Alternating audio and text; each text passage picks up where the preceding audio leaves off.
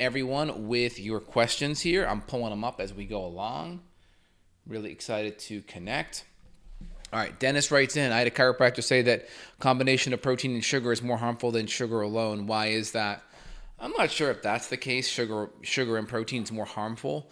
But in general, advanced glycation end products are when proteins get sugar coated.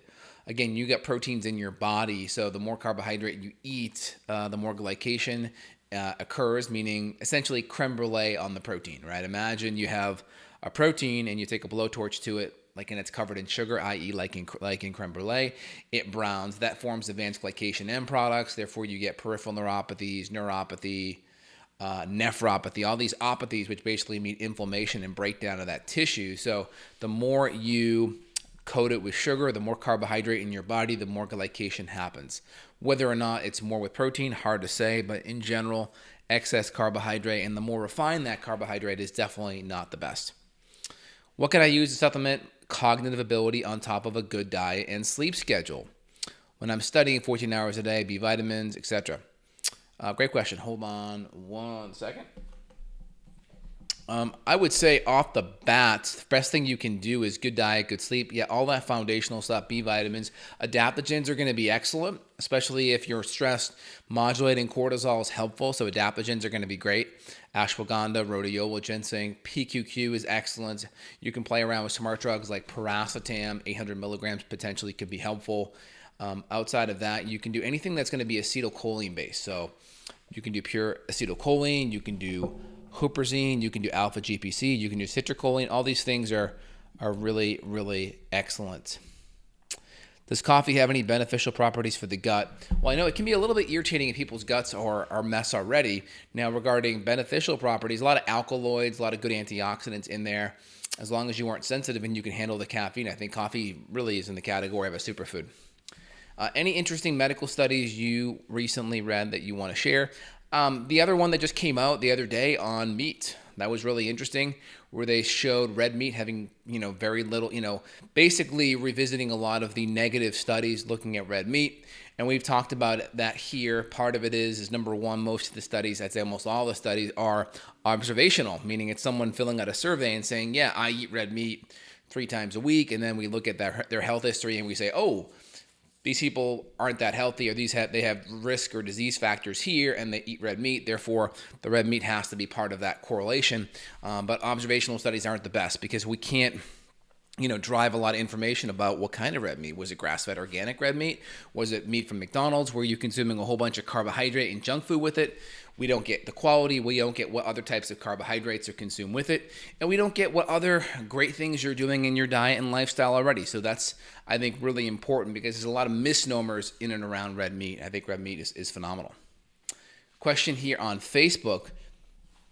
Dr. J, would you do a chiropractic adjustment on a person with a herniated disc, L4, L5, S1, L5, S1? L4, L5, L5, S1. It depends. I mean, yeah, the thing with adjusting in a disc, adjusting's moving the joint, right? You're taking a joint that may be stuck and you're manipulating it, you're adjusting it so you can have good movement in there and good alignment. The disc, though, is a little bit different of the story. You need to create negative pressure either with blocking or decompression or some kind of a decompression technique. There's various techniques like a Cox technique or SOT techniques that help provide negative pressure on the disc that helps suck the disc back in. So you can move the joint, but that may not necessarily help fully with the disc. So you need different techniques to help with the disc first, especially if it's acute or hot, painful, and then you really need to make sure the muscles in and around that area are working well because disc issues tend to happen because of poor posture, poor form, and just not having good surrounding muscular, that good extensive muscles in the back and in the hips, they aren't working optimally. A natural remedy for appendix. So get your diet right, get your gut bacteria, get your gut milieu right. Appendicitis issues almost always happen because of poor diet and inflammation, food allergens, and gut bacteria and inadequate beneficial bacteria. Are all types of arthritis autoimmune? Not necessarily. I mean, there's going to be your general wear and tear arthritis, like your osteoarthritis. That's going to be more unilateral. It's going to happen on one side or the other. And then your autoimmune stuff tends to be more systemic, because once you got antibodies flowing in your bloodstream, it's hard to tell them to only stay on one side of the body. So you tend to see a systemic effect with autoimmune issues. Kelly wrote in, you said no bacon if histamine's an issue. Can it be cured with no sugar or just no bacon, period? So yeah, if there is a histamine issue, you really want to stay away from bacon, but not necessarily forever. Be on that low histamine template, Kelly. Get the inflammation under control, and then start adding some histamine foods back in. If bacon's kind of your thing that you're missing, which I don't blame you, I'd be missing bacon too. Try adding it back in, see how we do, and just make sure you're eating it with good enzymes and acids, and all your gut issues are fixed. And as we add good bacteria back into your gut, you may be able to tolerate things a lot differently as well.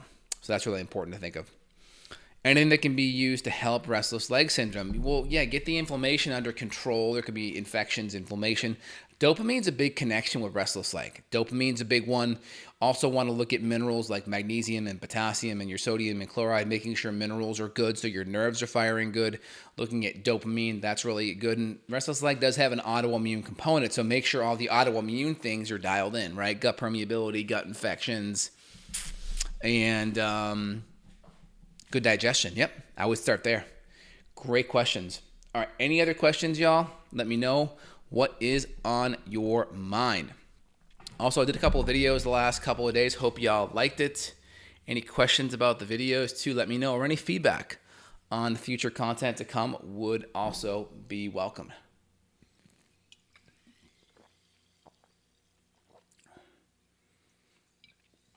Question came in. El Guerrero wrote in, my mother is afraid of mushrooms because of Doug Kaufman's diet. Some mushrooms are indeed superfoods, correct? I drink reishi and eat shiitake. Yeah, I consider mushrooms to be on the superfood side, so I don't have a problem with it. The mold component or the fungus component, I'm not necessarily that worried about that. They're much more medicinal. They've been used for a very long time. Very good. Yeah, Kelly, you're totally welcome. What contributes to OCD? So OCD almost always is going to be overstimulation. So there's usually going to be some level of inflammation component. Usually with kids, there's going to be excess sugar. There's going to be a blood sugar component. There's going to be lots of stress from gluten, food dyes, food coloring, refined sugar, food allergens, not having enough good proteins and fats to stabilize your blood sugar. So blood sugar goes up and down, and we're making adrenaline and cortisol to lift it up. Lots of insulin to bring it down. So that ebb and flow of blood sugar and stress and food dyes and food allergens and excess inflammation and not enough nutrition tends to drive that. So it's going to be a full cycle thing. A lot of times kids, they can still focus. They could play a video game for 6 hours straight. So it's typically not a focus issue, that they just need things that are very stimulating for them to hold their attention, but they can still do it. And giving them like a methamphetamine is not the solution. Overstimulating them so they can focus is basically, you're just putting all your debt on a credit card, but that bill's all going to come due very soon. So you got to keep that in mind. All right, any other cool things that you all want to talk about today here, let me know. I did a video on acid reflux recently, and I think, this is really important. Anyone that has health issues, we really have to start things off with just being able to, one, eat really good foods and also be able to break those foods down. A lot of people, they make dietary changes, and one of the big things I notice is they just aren't even able to break down the healthy foods that they're eating. And they tend to do better with more refined processed foods, because processed foods are pretty easy to break down. They're processed. There's lots of refined sugar. So I noticed that people start on a healthy diet, they make diet and lifestyle changes, but they have a hard time digesting it, and that can create negative symptoms as well. And they think, hey, maybe this diet isn't the best. But keep that in the back of your head. If you're coming into this making dietary changes, make sure the low-hanging fruit are dialed in, which is making sure you can break down the foods that you are actually able to eat. Mo writes in, does taking supplements with lots of water dilute the potency of a supplement? It depends. Are you talking about taking hydrochloric acid or enzymes? Drinking lots of water will dilute your digestive juices, but if you're talking about taking a B vitamin or some kind of a multivitamin or mineral, I don't see that being a problem. But, when you're hydrating, when you're taking supplements and eating, don't be hydrating for the point of trying to hydrate 20, 30 ounces of water at once. Just have enough to get the pills down comfortably, and then you can hydrate, 10 minutes before a meal, 2 hours after a meal. but I'm more concerned about water diluting enzymes and making that acid pH raise up, making it more alkaline, and then your digestive capacity is decreased. Can you share a little bit more on adrenal fatigue and cortisol? Yeah, so during acute stressors, cortisol tends to go up and then it comes back down. And most people, they are in this high cortisol to normal cortisol level. Over time, as this cortisol is overstimulated, the cortisol response starts to actually drop. You're not able to raise that cortisol up, and then there's dysregulation in the rhythm. So instead of cortisol kind of being like this and tapering throughout the day, and you have a stress response, it goes up. Now it just kind of stays low, and you aren't really able to deal with or mount a stress response. And the more dysregulated that happens, then sex hormones also drop as well. Then it's harder to deal with stress, harder to have good normal hormone rhythm, and then it's also indicative of less sex hormones. So now we have less sex hormones, so inability to recover, healthy libido, sleep, all that stuff. If a child has no appetite all day, what would you suspect first already on a paleo diet? So first thing is, can they digest and break down the food? So I would make sure enzymes and acids are already in the loop. I would start their day off with something easier like a smoothie or some bone broth. Like keep it really, really simple and easy. Make sure enzymes and acids are there. When's my book coming out? It's done. It's sitting there. I have to go through it. I work with patients 60 plus hours a week, so my time is limited, and having 2 young kids, I have no free time, and I'm trying to take care of myself too. So hopefully soon, by the end of the year for sure. It's done though, so I got to just go through it one last time. Thanks for the questions. All right, guys, I got a patient I got to jump on board with. I hope you all have a phenomenal Friday. I have some content coming out, so let me know what you think about it. Comments below. Sharing is caring, and you all have a phenomenal weekend. Take care, everyone. Bye.